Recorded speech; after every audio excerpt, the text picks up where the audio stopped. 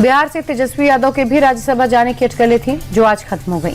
RJD से अमरेंद्रधारी सिंह ने नामांकन दाखिल कर दिया, जिसके बाद तेजस्वी के राज्यसभा जाने की अटकलें पूरी तरह खत्म हो गई।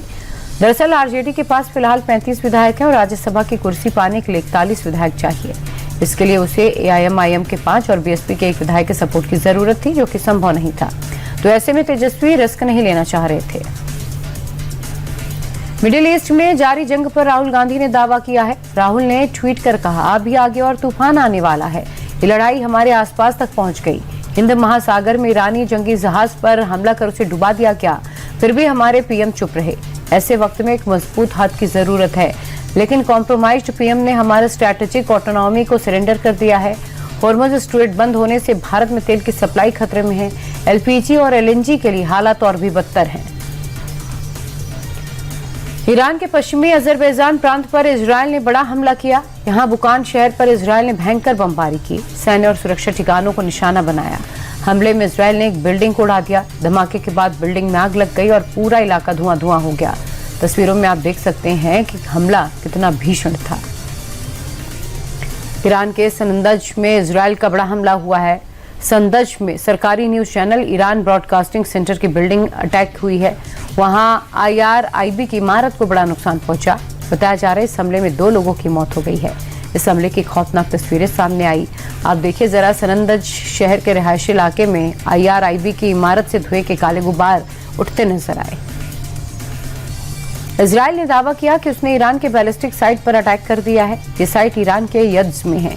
यहीं से ईरान इजरायल और खाड़ी देशों में अमेरिकी बेस को निशाना बनाकर मिसाइलें दाग रहा था।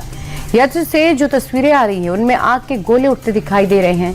दावा ये किया जा रहा है कि यही ईरान के सबसे महत्वपूर्ण मिसाइल साइट है और ईरान ने यहाँ भारी तादाद में बैलिस्टिक मिसाइल के जखीरे को जमा किया हुआ था। इजरायल ने तेहरान में भीषण हमला किया है। इजरायली फोर्स ने तेहरान में आर्मी हेडक्वार्टर को टारगेट किया।